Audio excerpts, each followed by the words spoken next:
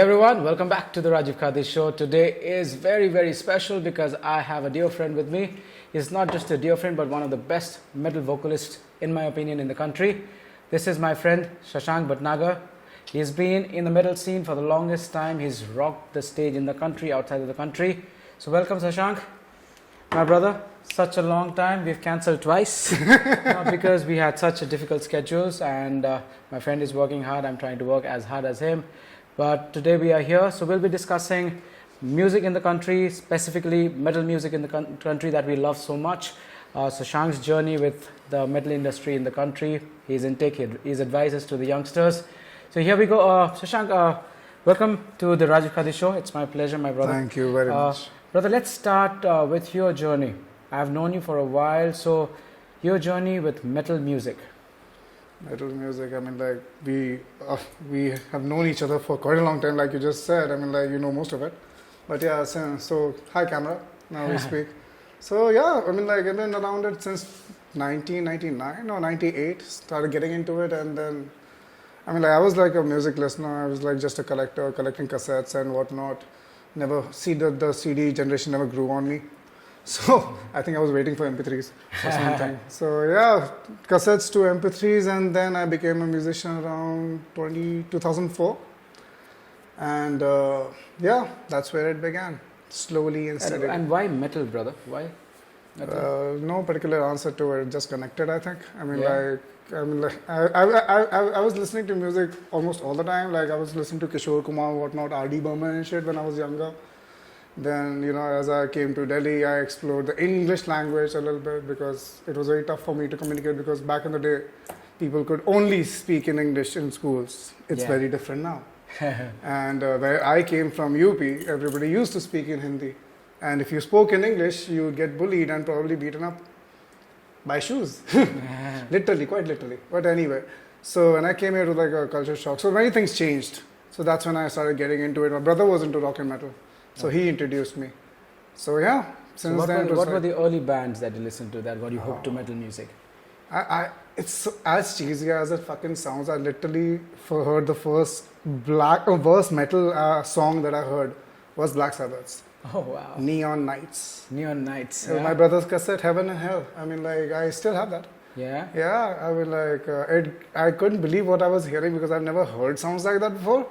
I never heard guitars and drums like that before. So yeah, from there it kind of like grew, and then my brother made me listen to this Bangalore band back from those days, Millennium. Oh, I remember that. Yeah, so my brother was from Bangalore studying and stuff, so he kind of grew around, you know, these kind of bands trying to do their thing. You don't know how important Millennium was for Indian metal. So yeah, that was the time when I realized, oh, brown people can sing too. So yeah, so it was like a very slow and gradual thing. It was not a plan, for sure. It was not a plan. To become a musician. Music lover, I think it just grew. It just grew. So for me it was, I was listening to a lot of hair metal in the early days. Then like everyone else, I was listening to GNR, I was listening to Bon Jovi. Then I was slowly graduating to slightly heavier music. Metallica, obviously, the bucket list, with the checklist of Megadeth. The big boys. Yeah, the big boys. Then suddenly one day, Pantera happened to me. Oh. Sanjeev, my brother. Oh yeah, my brother was I know. Bro, have you heard this song called Cemetery Gates? I said, no, it's by a band called Pantera. I was like, okay, let's hear it. Just the first riff. I was blown away. I've never sung metal, I mean, not hardcore metal. I used to be in a band called Vishnu, so where we used to do Maiden, Priest. Back when I was not a musician, I saw bands like these. Yeah, that makes me feel very old, but okay, thanks, brother. Yeah. So we were doing AC/DC, Led Zeppelin. We were doing I think Iron Maiden a lot. Iron Maiden, I remember. Maiden was Tucker's Cottage, a genie in whatnot basement. I know, those were the days, weren't it? Oh man. Yeah, talking about DC. We grew up on that. Those days made us. I mean, like, none of us will happen if you guys didn't do what you did. It's as simple as that. I don't know if I can take that credit, but yeah, we were some of the first metal heads in the country doing some metal music. 100%. But again, some guy used to call us having that Vishnu syndrome because we used to cover very heavy duty songs, but when it came to writing compositions, it used to be really soft, like the popular one which is called Shadows of the Bright Moonlight. Yeah, melodic probably. Melodic, yeah, melodic. melodic in a nice way. Yeah, so I mean, I just released my album this year. Oh man. Not oh, this man. year, last year. Last year, Oh, it's you been should take that. yeah, 1 year. So I've traveled a bit. So yeah, it is also kindly melodic, like you put it. It's a singer-songwriter. But again, when I sit in the car, when I am having a bad day, it's either Lamb of God, Gojira, or when I put in Pantera. Yeah. It makes me feel nice about 101%. things. But again, coming back to you, brother. I mean, I've seen you as one of the most prolific metalheads in the country. I've seen a lot of bands. I've had the privilege of watching Meshuggah, Sepultura, and all the big bands. But whenever I saw you getting on that stage, you took over, bro. Took over. So how did that happen? You went from a guy coming from UP, yeah, listening to Kishore Da and all this stuff, and suddenly you hear that, let's say, Black Sabbath song, then you become this metalhead. And how did you becoming one of the best metal vocalists for me? How did that transformation happen? Best metal, no. Yeah, you're just being too kind. And No, I'm you not. know how big a compliment it you is know to this me. guy. You know this guy. I'm not bullshitting. This guy, for me, still today, is one of the best metal singers and the best metal performers, not just singers, in the country today. So, over to you. Too much. Yeah, but again, means a lot coming from you, Dada. I mean, like, you've always been like somebody I've looked up to. You know, I've literally Thank you. You're the first guy I trusted I know. with trying to learn anything about vocals in my life. He was the first teacher, practically, yes. And so, coming from you, it's great. Thank you very much. And You deserve it, bro. I don't know, whatever came, it was, I think it was fun. It was, I don't know where it came from. I think it was just right there. It just needed some tapping. Yeah, so you just picked up the microphone and started growling? Yeah, it's kind of funny. I tried to sing. I used to hate my voice. And when I started growling, I didn't give a fuck how I sounded. And when I screamed, I get the mic down. People used to like it. So I was like, all right, maybe I can give it a try. Really? So all I had to do was scream and not listen to myself in the first beginning. Yeah? Yeah, then I got used to my voice slowly. It takes time. It takes time for somebody who hates his face and voice for a long time. Scientifically, actually, most people do. More than 90% people actually. I did. I still hit my voice once in a while. Yeah, we all do, I think, right? But I think I was like, I had more of a loner vibe. I was been alone since I was a kid. And I always liked my space also, I'm going to be very honest. I was not like looking for groups and stuff, anything. So when I got to understand those things around, voices and playing around and stuff, I couldn't quite understand what was happening. But then I just wanted to do it because this was the only place where when I screamed, it felt the most natural, I think. Let's just put it this way. Yeah, and you sounded natural. Yeah, it was. Yeah. But what about that energy? I mean, I remember you singing Upside Down. I was there, and not just Upside Down, and singing fantastically well. I mean, did you plan all of this? All of these maneuvers that you would do on stage, or would it just be ad hoc? Just okay, I just want to do this. Just feed it and go for it. I completely hear you. Most of this shit looks so staged and everything. We don't know what to do. But yeah, the fun thing is, I never plan it. It's most likely like I'll be doing a show and there are long parts when I'm actually not doing anything on stage. So I'll be checking the pipes and whatnot, shit, and playing around. And this is solid enough, so I'll hang. And for me, I think the one thing that came to me with this music that we were into was my physicality. Okay. For me, it was very important to be physical. Okay. So possibly that kept me going, and as you already know, my journey is always fitness and music together. And I had to work for that because the way we had to do stuff, it requires a lot of lung and breathing capacity and whatnot. And Absolutely. Without understanding your body, I don't think I could do what I wanted to. So it's like a hand-in-hand thing. I think it worked. So in your case, it was kind of good. I remember your Undying Days. Can we visit that? Yeah, sure. Yeah. I'm good. So, Undying Days. I mean, obviously, Biz is a good friend. We had Ruben. We had so many drummers with Nishant, and you were there. I think that was, for me, that was the perfect band for me because Biz, you, Ruben, and Nishant, whenever you went on stage, it was fire for me. So Thanks a I'm lot. I'm not a very big hopper or when it comes to listening to live music, but whenever these guys went, I wanted to go because of the sheer pleasure of watching my friends do something at such a high level. Let's look at it this way. Your undying days. Mhm. So how were they? I mean, how do you categorize them? Because you not only played in India, you also went abroad, didn't you? Yeah. So let's relive that, both of us together. Reliving, that will be hard, but I mean, like, we can do long story shorts as much. I mean, like, For it's, sure. it was fun, it was beautiful. I mean, like, I had a good time. I mean, like, to be honest, it gave me a purpose in life, which I knew was for me. And everything else, because I always worked, even when I was in music, I always had a parallel life doing something or the other. Because we all know where in music, we had to, it was not like, there were phases where you will earn, there were phases where you will not earn. So it's not a standard income you can, reside on. So, managing both together with work, it was a challenge, but for working was more fun because we would come back to it. Nice. It's like going to work and coming back and just letting your hair down and doing exactly what you fucking want.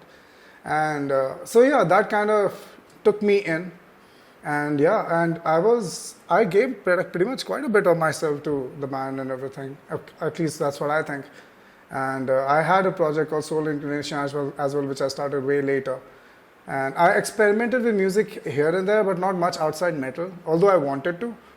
But I think the way I got into my band was a little more intensive. So I was getting a bit more exclusive mentally because I was just too satisfied with the music, I think. And that happened for long. It's not a great sign. But yeah, I mean, like, we took our breaks, we had our fights, we had our indifferences here and there. And eventually we'll come back. The jam, when we jam, it's just natural because everybody is into the same thing. For me, brotherhood was not just about, being around with each other. It's about when you guys play together in one place, the energy that you bounce off, it cannot be defined in words, can it? Beautifully put. And it doesn't happen with everyone. No, it doesn't. And that is the problem. Yeah. So yeah, it clicks. Touchwood, I am glad I had a beautiful journey and I'm glad it clicked. We did quite a bit that we never thought we would. How many albums did you do with them? How many? Albums did you do with them? Oh, we had one album, we had 2 EPs, and we had 2 singles. Wow. And before me joining, Undying had an album before. And after me, they have had like 2 singles now. 2 singles. So yes, they're still on. They're still on. So yeah.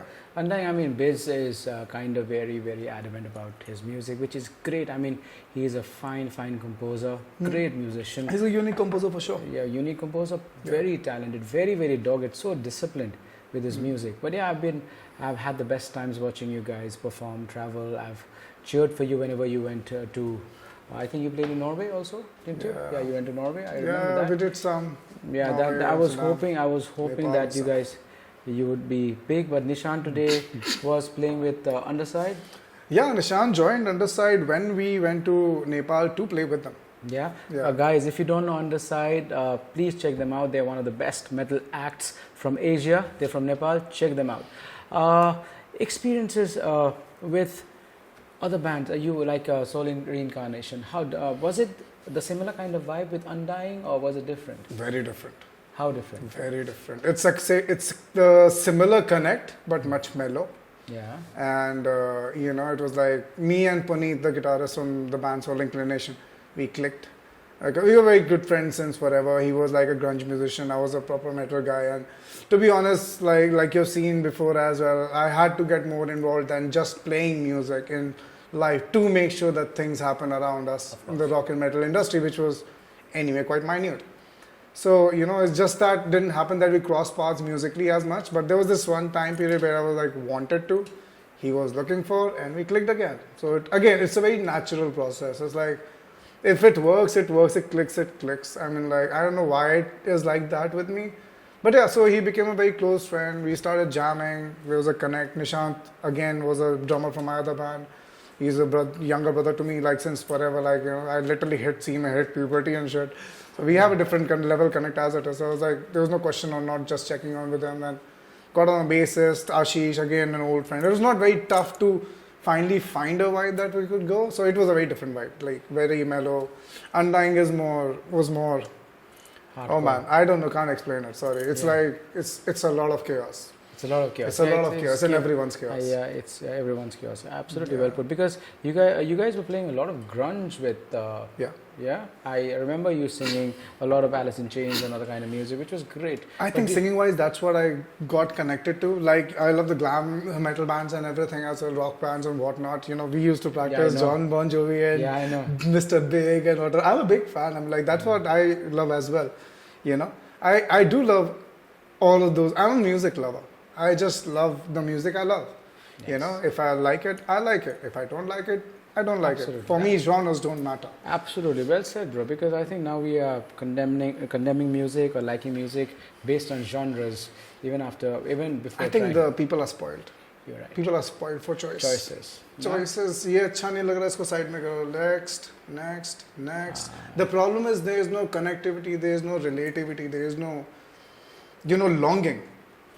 It's like the we used to talk about an artist and wait for fucking albums and CDs and whatnot before, the way like jackasses for months at times. We've gone to fucking black markets to buy music. You really think the current generation can connect to that when they can get that shit on their phone for free? I know, it's a right swipe. What is that? It's not even right swipe. I was talking about Tinder and Bumble. I was like, your dating platforms are fucking quicker than fucking finding music online now. I remember me having to wait for 6 to 7 months for this guy to get me that particular album that I liked. Because once upon a time I met a friend who was into ball thrower and everything, and they obituary ball thrower, and their music was difficult to get. So I used to go to this cassette maker and I used to tell him, bro, I want this. He was like, it's difficult. There used to be a brand called Thompson. The most expensive. Thompson cassettes. The most expensive cassettes. I remember. I used to save up for those. Yeah, save up for those. When you had to get good quality. Yeah, $80 used to be like $60 for a cassette was good. I remember. Tips used to come up with a few cassettes. I remember $30-35. Those were Maxell. Yeah, $60 for BMG. Remember all those stuff? Yeah, I remember. Good times. Good times. Yeah, you're right. Because today people there are no followers. There are no ardent fans. They're just people, okay, I like this today. If I don't like it, I'll just switch the channel for now. So you're right.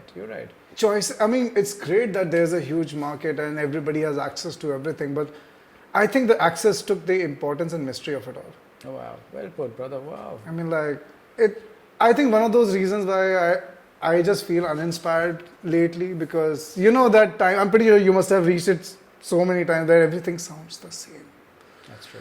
And then you just keep going back to the stuff that you like. And I still listen to my old collection, but I cannot listen to the new collection at all. Yeah. I'm going back to Dio, I'm going back to Europe, I'm going back to Dream Theater, I'm going back to some of the early Dream Theaters. I was just listening to, yesterday in the car I was listening to Metropolis 2. Right. I'm going back to Dio, I'm going back to Pantera, a lot of times to Lamb of God, one of my favorite bands of all time. And yeah, you're right. For the new generation, I like them because it's always playing somewhere or the other. The kids are playing it, some friend is playing it, some friend's girlfriend's girlfriend is playing it. Yeah, but I think especially in rock and metal, communion building is so tough. I mean, especially with the current age of social media, I mean, you won't find metalheads and rockers planning parties and, gatherings and shit. It just doesn't happen because most of them are introverted people.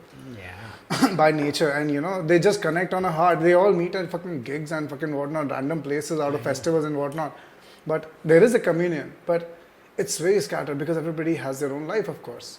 And it's easier to have your own life being in your house. Yes. So I just personally believe that, especially in a country like India where our scene, we started this thing and it was growing. Yes. It was not there. Remember? Yeah, you were literally a fucking pioneer. You remember you starting this thing of Western bands and music coming in and live music coming into Maiden and Megadeth solos and whatnot. We were like, what the hell is going on? I'm talking about those days where people were just learning chords.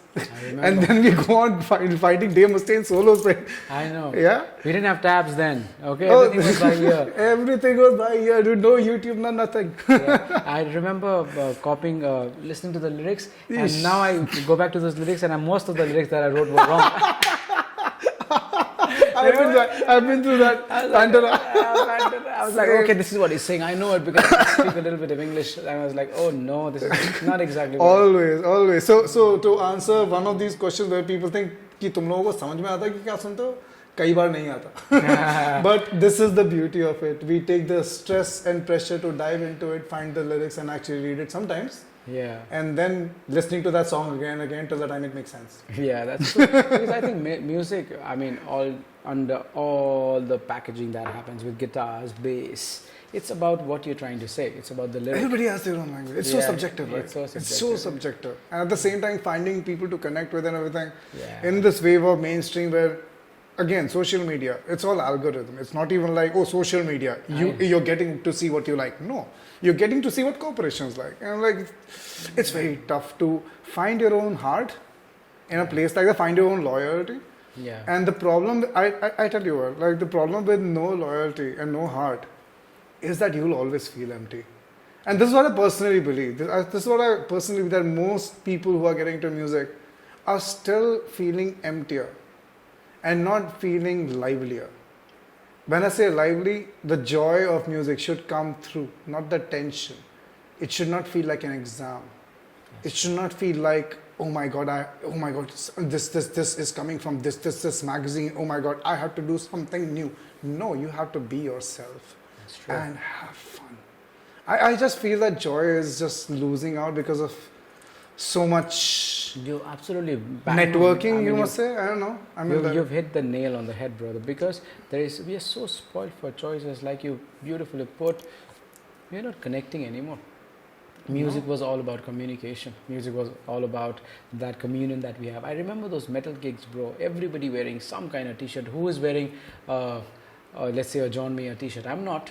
I like John Mayer. I like listening to his music, but am I loyal to John Mayer? No, I'm not. Yeah. I'll just flip him at a whim. If I'm listening to some John Mayer music and suddenly there is some twitch and I'm gonna let's go Pantera. The walk comes in. I'm like, yes, I will wear his t-shirt. How many shows can you talk about in the world where you have an audience dress code pre-made? Yeah, I know. Pre-made. There is no other genre in the fucking world. That's true. Metal, raw, you wear black, you blend in. Yeah, done. It's done. That's true. You wear black, you blend. It's the universal beauty of it all. Not many people can understand, and that's the funny thing, you know. Now we are in a place where we also question why should not we play around with colors. Of course we should. But the thing is, when everybody starts doing that, it becomes a play. Then there is no fun talking about the serious points that we need to discuss. There is no point about dissing wars when they happen right next to you and you still don't want to believe it. I mean, like, it's not cool, right? I mean, like, the only cool thing that works is probably what gets you laid, I think, these days. I understand playing music the way you want to. Most people don't even know why and where. And you realize that fact that that happens because that is where people just distribute themselves into projects sometimes without even deciding where they want to head together. I'm not saying this is the best idea to just stick to one. But at the same time, give one all your heart. That I personally believe that people who want to take up music professionally, I mean, like, as a job, great for you. But, you know, there's no point coming from a 9 to 5 and suddenly getting into music and feeling like shit again. You might as well do something that you like, you know. As I was told long back, you know, like, if you want to fail at something, it's all right. You can pass at something also. But if you want to fail at something or pass at something, if it's still a coin toss, you might as well do what you fucking love. That's true. It doesn't matter that you fail or you pass, then just fucking go for it. Because there's no other way to do about it. Otherwise, you'll be empty. You'll just be empty. I see that a lot. I feel that a lot. Yeah. You would, because I've been away from the music scene for quite a while now. Hopefully, I'll be getting back to the scene thanks to all these guys helping me promote my album and everything. But yeah. But I mean, talk about live shows, bud. I mean, live shows when we were playing together, games, okay? What was the Rendezvous, yeah? After that, Blitzkrieg, we had to go to BITS Pilani, sometimes to Kharagpur, sometimes to Kanpur. NSIT. Engineering colleges a lot. Medical colleges a lot. Somehow medical colleges. Architecture colleges. They love metal music, bro. What's happening? So let's discuss gigs, bro. What is happening with gigs today? I mean, everything is getting kosher. Everybody has some kind of fucking lights floating around. Everybody's trying to look cool in the camera. What is Yeah. happening with the scene? Your thoughts on it, because you are at the center stage of I this. am not. Oh, I'm not. I'm practically retired, Dada. Yeah. I'm not even gonna lie. No, I'm not going to accept that To be- retirement. Not yet. Inshallah, let's hope. Yeah. To be honest, I was very hopeful before Yeah. the pandemic, Yeah. and you've seen me. Yes. I had different ideas. I had different hopes, but not gonna lie, pandemic did kill a lot. Yes. Music is not easy for everyone in India. Everyone doesn't have the privilege. Music that we do is a privilege to most of us. And a lot of that privilege was taken away from people, and a lot of people who already didn't have privilege had to go through a lot. Coming back, pandemic made sure that we can't go out in one place, and this is where our music was connecting in India, because this is a tough market as it is. We are so dominated by Bollywood stuff and all these Hindi commentary and all these Hindi comedy and whatnot stuff. I'm not saying anything is bad. If it is educational, I understand. I personally don't believe India is still creating a lot of educational stuff. It's more like mockery stuff most of the times. They Slapstick they comedy. just mock shit because of masala. Har cheez mein masala chahiye. I just don't understand, that ways. So in a place like that, if you take away the revolution from its place, it gets a little scattered. I think it's that right now. And a lot of people are going through, especially musicians. I was one. We are all going through that gap where we don't know what to do and where to connect anymore. And online it works for people who are into it.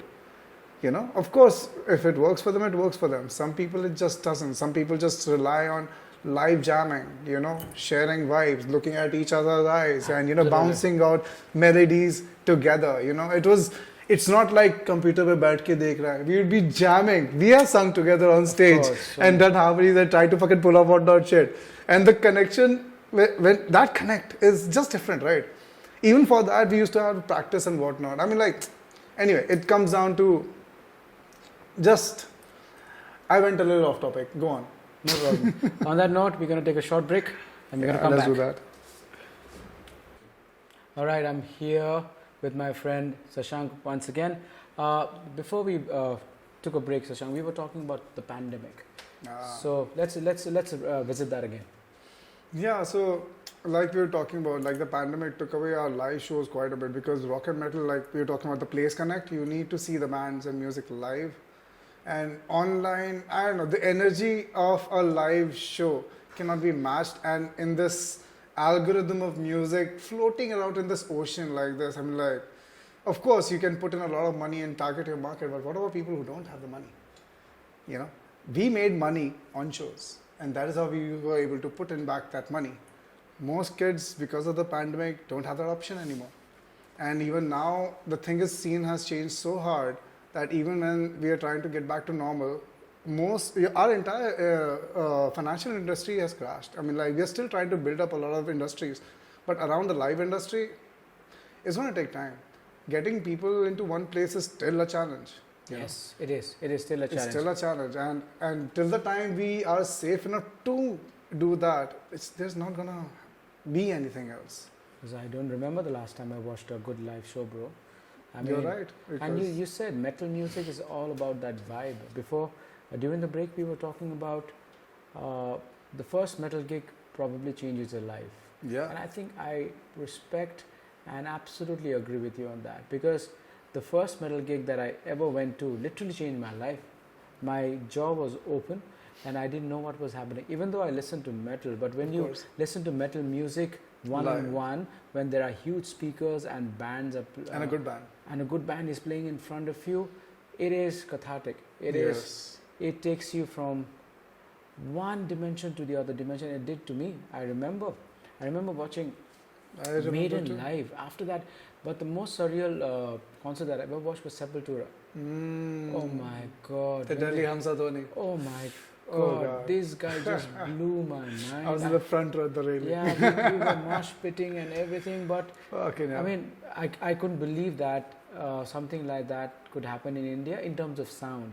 Right. and they didn't do anything special with the sound. I remember we used to tour together. Sometimes these guys, you were touring somewhere, we were touring somewhere. The sound was never right.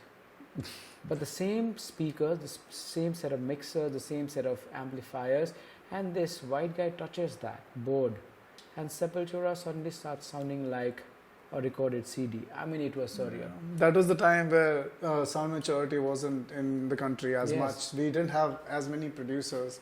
That was the time when all these current producers were building up. Yeah, So, Keshav was there. Keshav Dhar, Anupam Roy. Anupam. There were too many. I mean, like, there's too many good musicians Yes. who turned into sound engineer as well. I mean, like, Anshuman Mishra. There are just too many. I mean, like, so yeah, I mean, like, all these guys grew from that time, 2005, 6, 7, 8. Yeah, I remember that. Yeah, that is where they all started. I mean, like, there was nothing else back then, you know. That was a golden time for Indian metal. I remember. Yeah. Everybody In fact, I remember the first band which actually sounded like our production values were so bad. Like there was this band, Joint Family, oh wow. which Anupam Roy produced, and these guys sounded massive. Great songwriting as well. Great songwriting as well. Beautiful One of the band. most catchiest songwriting back in the day as well, even till today, I think, Yeah. for quite a few moments. And these guys were the first. So how we used to talk about these bands. This band was the first band to sound international. Yeah. That was the standard. International concert. It's not like Australian or American or British or something. It's just international. It doesn't sound Indian. Yeah. Like, there was the first time we believed that, you know what? Fuck, we don't need a tag of India anymore. We don't need a nationality anymore. We can be anything we want. That's where metal essentially comes from. It's not about feeling more grounded to where you come from. It's more about opening yourself up to possibilities which are around. Joint Family started, that was what, 2007? They were much younger than us. 2007 and 8. I'm not even talking about 14 to 15 years back.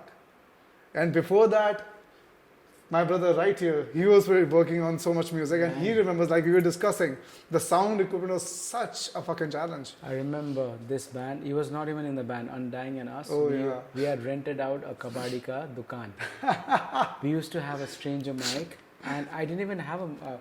Back in those days, vocalists were not given mics when we were practicing. We were supposed to scream on top of a lung. So I remember that. Remember that? I remember that because Sanjay was playing bass then. He had a small little amp, cheap bass.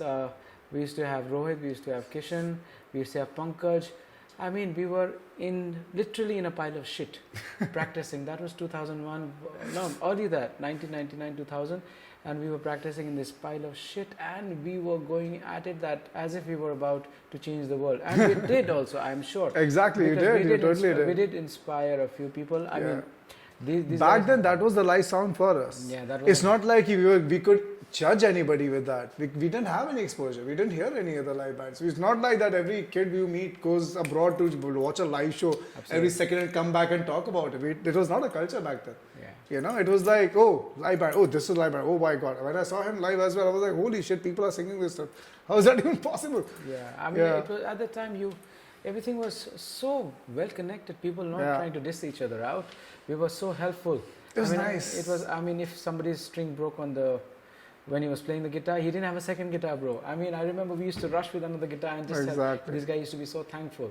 So that vibe I miss today. It's about, me too. Why go anywhere? Me too. I got lost in the popularity race a lot. After that, once we stopped doing metal music, I went into this hole where being popular became very important. That's when I lost music, the soul of my music. That's when I was practicing. I was doing opera. I was writing my songs. But none of these songs made me happy. None of these songs. That's why it took me 20 years to release my first album, bro. Because I was I was writing hollow songs. I was like, I wanted to sound like someone else because somebody was doing that kind of music at that particular point in time. I wanted people to recognize me. I want, like you said, be slightly famous amongst people, get a small endorsement deal. Finding your own tribe, let's just say it that way. Finding my own tribe, that's well put. So we've come from that genre. That doesn't mean we're very old, okay? But we've seen it all. Enough. Yeah, but again, let's go come back to what is happening today, bro. Bloodywood. Oh my God, kudos to these guys. Okay, I mean, I had heard about this band about 3 years ago, and I also went online to check them out. I check them out, I like them, and I just park them away. You know, just like everybody else, sometimes we also tend to become followers. But what is happening? Bloodywood, sorry. Bloodywood has taken, It's all right. That typo is the perfect yeah, one. yeah, Bloodywood has taken the world by storm. I mean, if you've not checked out Bloodywood, and if you like metal music, please go check them out. At this point, you're pretty much living under a rock if you haven't. Yeah, so. yeah. You have. So Bloodywood is a Delhi project. Yeah, go on, bro. So that's one of the enlighten us. Yeah, that is the funny thing. That is one of the only metal bands left in Delhi right now, other than Undying. Yeah, that's true. There are no metal bands. And suddenly they've gone mainstream. I mean, look at them. Holy shit! They've used dhols. They're using some shanai. There's one metal guitarist, two vocalists. Both of them rap. One of them sings in Hindi also. They have a floating bass player and a drummer, I'm guessing. Yeah. But the kind of music that they are churning out, it's amazing. The debut good. Album Rakshak, yeah. Yeah. Wow. The sound is so good. So, yeah, if you haven't heard Bloodywood till today, you were practically living under a rock. No. So get your shit on line and check them out. So how did, in your opinion, okay, let's say, why did Bloodywood connect? Oh man, to be honest, I am nobody to comment on that. I just know the voice. Why do you think? I personally believe Karan Katyar is a smart fucking ass. Definitely one of the few guys who highly impresses me with his intellect. I really like him. And I think he's played the game in a way that nobody has. And he proved himself. That's all I can say. I mean, like, I don't know what these guys did, but whatever they did, nobody has done before. That's true. Let's just put it this way. 100%. And whatever they are still working on, I find the fact that they are way more organized and they are getting more and more professional with time. And they're just building up this empire, which is just simply beautiful given the fact that these guys are very close friends. And yeah, it's amazing. I mean, like, these guys are doing great cast. Yeah, I think they'll just grow only. Yeah, I just saw a few of these these reaction videos on YouTube. It's De Danadan. It's basically Danadan. De Danadan practically means beat him to death. Yeah, they talk about a rapist. Yeah, they talk about a rapist. Okay, yeah. But my favorite song by them is still Gaddar. Yeah. Okay. Oh my God, the vibe in that. I don't know. I don't even like this word called this. They what slap or slam that shit. We headbang, bro. Fucking don't put us into slap. Long story short, we also come from that era where Hindi wasn't mixed with rock and metal, and Indian influences weren't mixed with rock and metal. And to be honest, we are always against it. That's true. I was against it. I'm not even kidding. Like, even I've had, we used to do Capital Metal Project, Delhi Metal Project. So these projects that we used to run around during our shows, times and everything, was to basically bring musicians from across cities and states and everything, just to jam on one stage and everything like that. Special instructions used to go out. Nobody will play a fucking dole beat. Yeah. It's like, it was so fucking strict about the vibe and everything, and that is the point. I mean, like, we kept running away from something, and these guys grew with that. And to be honest, like I said, it's a different generation, different mindset, different people. They did what most people thought will never sound good, and I think they did a great fucking job. Oh my God, I love the vocalist, the guy with the long hair. What's his name? Jayant, of course. Oh my God, that guy is a firecracker. When he goes even the new song De Danadan, he just breaks into this rage. Yeah. It sounds beautiful. Obviously the guy, they're all growing in their own fucking way. I mean, I think kudos to you guys, bro. I mean, we are not anybody to tell you what to do and what not to do, but again, we are so proud of the fact that some band from India broke the shackles. Yeah. Now everybody, the world is talking, not just Indians, everybody is talking. The world will talk now. The world, yeah, they are playing with Slipknot. So all you metal bands who are still dissing Bloodywood, say thank you to them. It's high time. Yeah, I think it's high time we all thank them for what they have done. They've paved the way for Indian metal. Now tomorrow, another Indian metal band from emerges. I think these white folks will be more open to us. Exactly. They've definitely opened a market for people who want to do more stuff. Because they've shown the world what Indians can also produce great metal music. They've actually created exactly what people thought could be or could not be, but they did it. Yeah. That's all it's about. I mean, it's beautiful. I think, like you said, that the guy, the guitarist, is the heart and soul of the band, and just position. They started quite differently. I don't think they wanted to be musicians. Did you, Karan? I don't know. I mean, like, I don't know. I know, personally, like they started very differently. I think the music just happened to them gradually, like with Karan, with Jen coming in, and then Rahul coming in. Oh man, Rahul is a game changer. Rahul is that rapper. Yeah, Oh, Rahul Kher. beautiful. Rahul Kher. What lyrics that Oh, dude he's a writes. crazy writer. He's Amazing. one of my favorite writers, to be honest. Yeah, Definitely one of my favorite writers in the I country. I saw the documentary Raj Against the Machine. And what a genius to have documented their walk-in journey, no? That opened up a lot of stuff, and especially with these influencers talking about them on YouTube. That's only that Stevie O guy, that funny guy that I love so much. Yeah. Oh, Stevie O, yeah, the guitarist guy. I love that guy, bro. He's funny. Yeah, he's cute. One of the best guitarists that I know. Oh, he is good. He's crazy, but yeah, after that, the bubble just went poof, and there was a nuclear holocaust, and that holocaust was basically Bloodywood, you know, all across the world. So yeah, I mean, but what's happening? Does that open up a lot of things in India? Hopefully, what do you Possibilities. think? I mean, like the only possibility it opens up here is that people might take interest, but it also means that they might just look only for that. It can be anything. Yeah. To be honest, it's wide open, and it's not just about a formula, Dada. I mean, like this is what I believe personally. Essentially or eventually, I think everybody has to find their own journey. You're right. I mean, like it's all about doing it every day. Yeah, that's the goal. You have to be consistent. You have to do it every day. I mean, like it's not about you plan, I'll do this. Of course, planning is a part of it, but I think it's more important to stick to the plan. Yeah. Rather than just making the plan. I think we are in a time where making plans is more important than sticking to them. I know people are buying these fancy fucking notebooks and they're going, oh, I'm going to do this nonsense. Bloody get your ass up and do it every day. Yeah. If it's a Monday, Tuesday, Wednesday, rainy day, sunny day, bad day, good day, it doesn't really matter. Give it to your all. Yeah. Give it your all. If you, I mean, if it doesn't work out later, at least you can say you gave your all to something you love. You enjoyed it. Have a party at it. Yeah, that's true. That's true. And you never know what works up. Maybe Bloodywood opens a gate for you. Maybe they don't. Maybe they get you some attention which you won't even imagine. Of course. Nobody had a plan. Not us, not him, not them, nobody.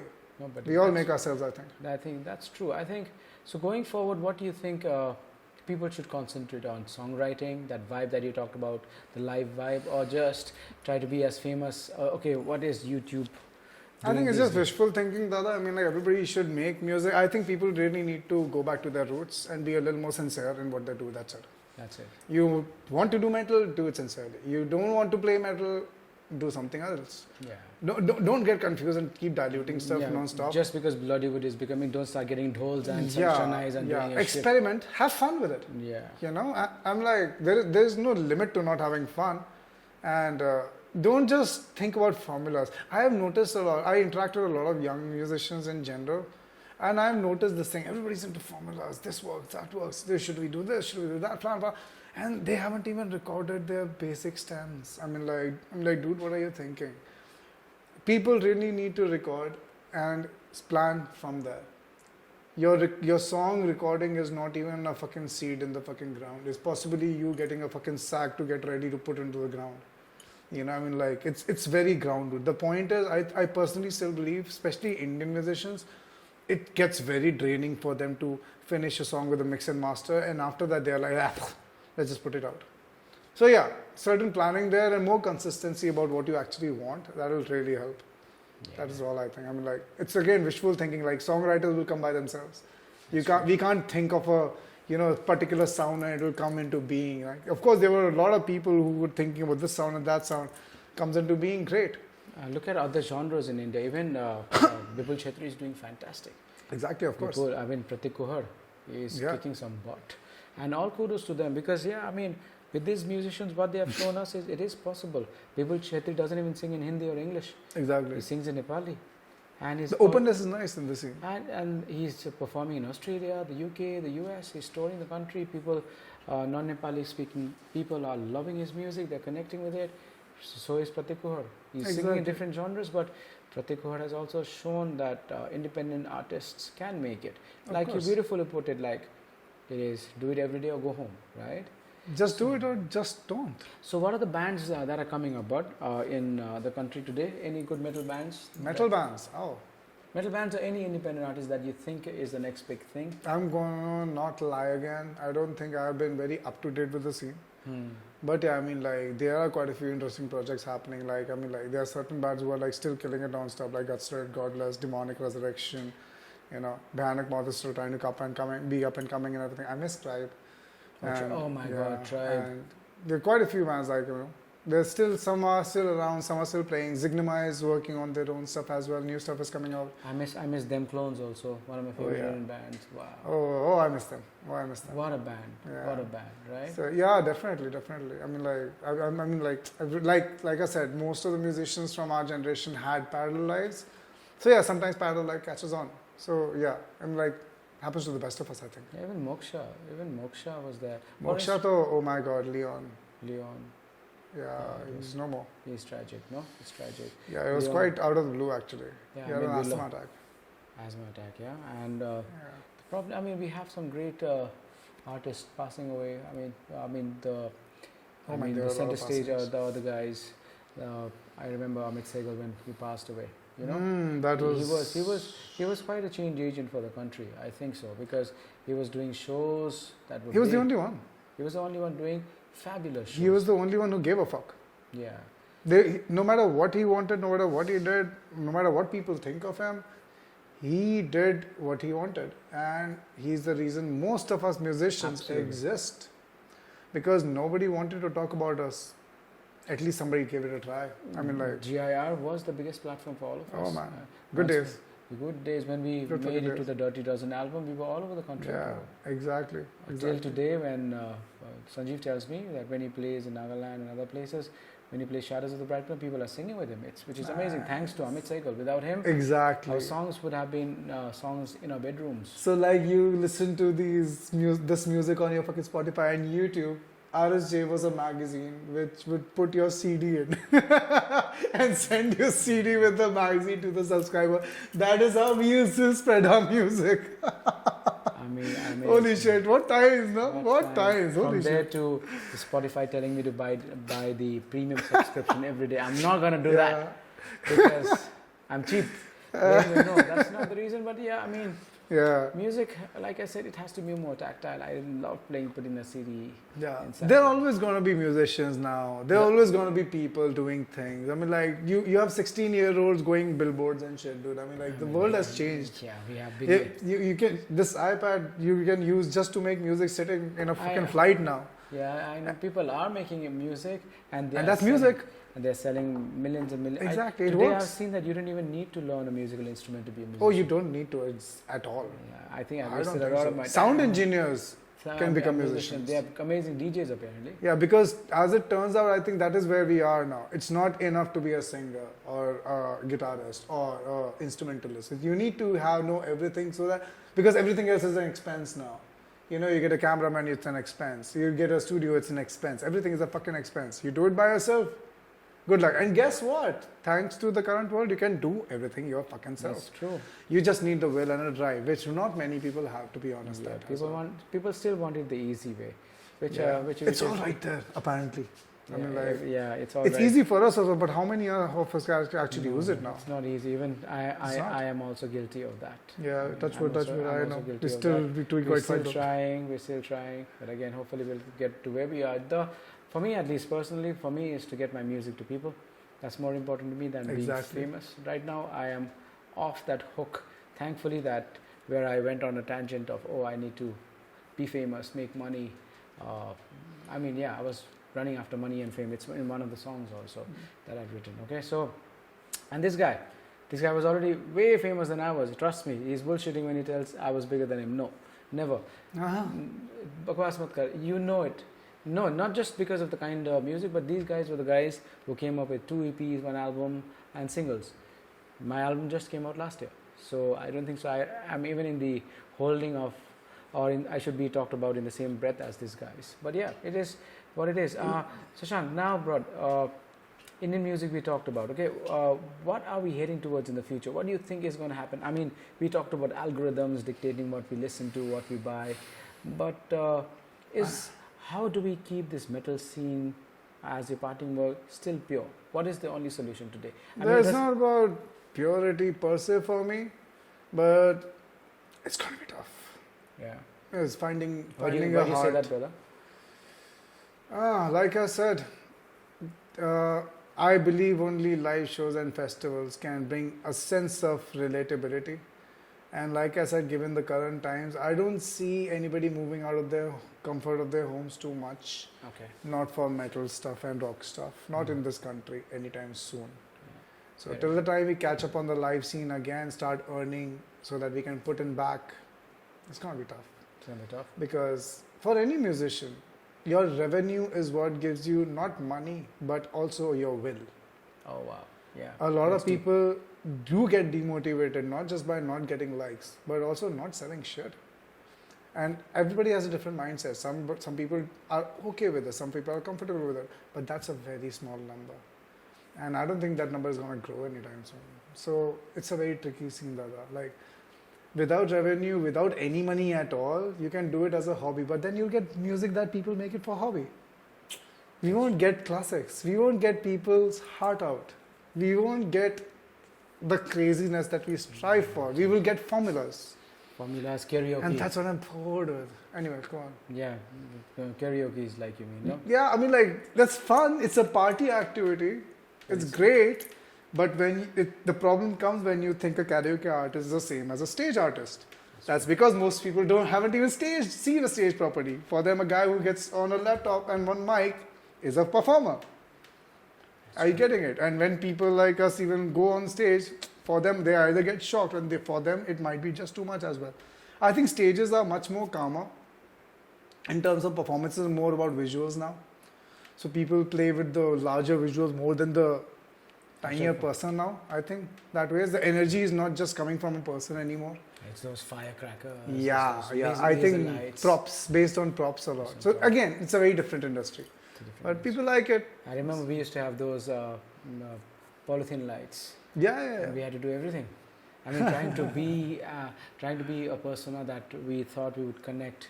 And hopefully, yeah, like you said, sell more live shows. That was interesting. Very interesting. So, ladies and gentlemen, that is the podcast. I mean, what a great conversation I've had with my brother here. Check him out. Honored. Today, he is a great fitness trainer. He's one of the best fitness trainers in and around Noida. So if you're there, please check him out. I'm going to share his Instagram over here. Do check his music with Undying and other plans that we've just talked about. Follow him, give him the love that he deserves, because he is one iconic figure for at least me personally. So thank you, brother, for doing this. Like, subscribe. If you've not checked my earlier videos, please do check them. I'm going to get such interesting people to come and talk about things that may probably shock you, like this one probably did, that you don't even know what a vinyl is, do you? A CD is, or a cassette is.